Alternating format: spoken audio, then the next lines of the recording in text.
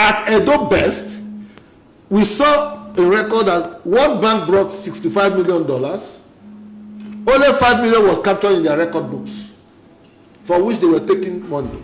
$60 million. Till today, we don't know what has happened to that.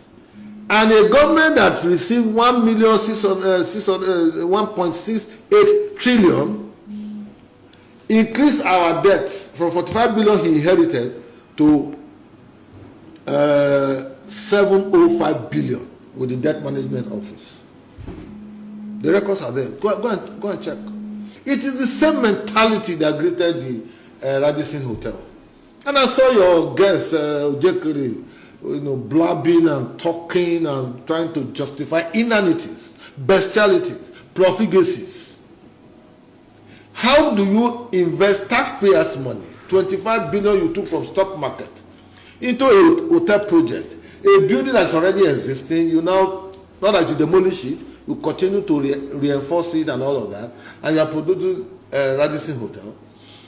After we have spent about 31 billion on that project, you now gave Edo State government money 5 months to your exit, 20% share.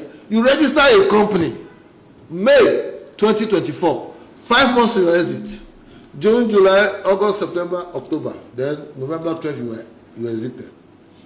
Register brand new, the guy, the wife, and the daughter at Corporate Affairs Commission, CAC. We challenged them to produce the documents of that thing. When we did asset verification, we went as far as going to the CAC. The guy came and you gave the guy 80% ownership of Radisson Hotel, built by the Edo taxpayers' money that was sourced from stock market. As we speak today, Governor Monday Okpevholo is paying 385 million monthly to defray the cost of that place. And that is what you call a guy who is technocrat, technologically savvy. You say it's very brilliant. It's very interesting. You see that 20% to us, you give 80% to those. This your investor that has never done business before with that company. The company was registered brand new May 2024. We have the records. Now you gave them 80%. You said they brought 10 billion into the project. And we have brought 31 billion into the project. 10 billion is greater than 31 billion in the estimation of those who were technocrats. He ran Edo State with strangers. People we don't know, who are not part and parcel of our homogeneity. He quarreled with everybody. He quarreled with this, he quarrels with that. Traditional rulers were afraid to breathe. He tried to balkanize the Benin Kingdom by promoting the NOJs to become kings. Just because he refused to share money for the leaders, according to him, not me. Now, when you refuse to share money, the understanding will be that you will use that money to impart meaningfully to, on the people of the state by providing infrastructure. Edo Best program, his education program, would you have believed that 68 schools were still in Edo State that were suffering total neglect, decay, and rot? Would you have believed that? Army Day is right in here at the heart. All Edo Best is right at the heart of Benin here. New Era, the same thing. Evareka, the same thing. There's so many of them that we have recovered. We have supplied chairs and tables. When we interrogated the Edo Best coordinators during our asset verification, they were paying that consultant 160 million naira every month. For doing what? They say for writing lesson notes. Uniform lesson note into a tablet, so it goes round. That is what they call Edo Best in their own estimation. And this is a man who calls himself a technocrat. Bocom! The man claimed he inherited a government that was in comatose. Yet he prided himself as the chief economic advisor of that government for 8 good years. So that means he misled Oshobole. And that is the same way he misled people when he was in government. And now because we have a platform to see some of those details, we are exposing them. They are getting angry every now and then. And he's talking about terrorism. He's the one who is actually a fugitive in another country. He should come back home and answer to his meeting. Why is he not coming to visit Edo people? to say meet and greet Edo people in the different local governments. I thought that by now it would be in Edo to be going around from. Meeting Edo people in the diaspora. No, diaspora never voted in the Obaseki 2020 election. He said they contributed maybe. So long as I want to believe that whatever is happening in Edo State today, so long as this okpevholo and Obaseki is concerned, it's all about politics. Now let's assume Kazeem Afegbua, Commissioner of Information to Edo State government, is speaking on behalf of his master, his principal, Senator Monday Okpevholo, just to make sure that whatever Godwin Obaseki have done in the past, they just want to rubbish it. But one thing I will always want to stand for is the fact that Godwin Obaseki is still very much alive. All these allegations that they have leveling against you, are they true or false? Because for them to have come out goes to show that everything you have done before, it's not your personal property, was never your personal office. They are now at the disposal of every transaction so far made by you. And that was why they are so good to come out and tell the world what you have done in the past. And at this point, nobody is asking you not to come to Edo State. If your conscience is asking you not to go, it goes to show that what you have done to other people, politicians, opposition, when you were the governor of Edo State, is what you have been afraid of. Because I remember during the campaign period, Senator Monday Okpevholo, who is now the executive governor of Edo State, came through Benin Airport to Benin. Some thugs attacked that same man, and his orderly was quiet in that process. Let me not talk about Rogide, where some thugs almost tear his shirt, and so many things were going on.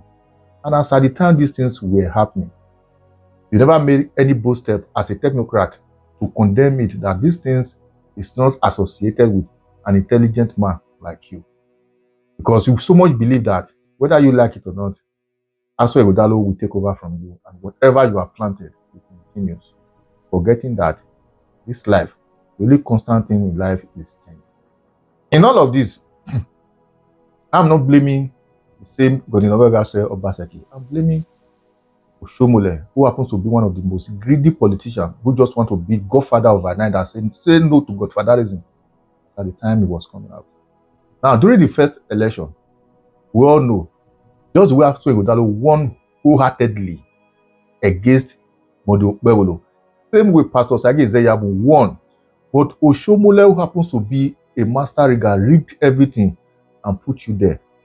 And at the time, you were having issue. You jumped from APC to PDP.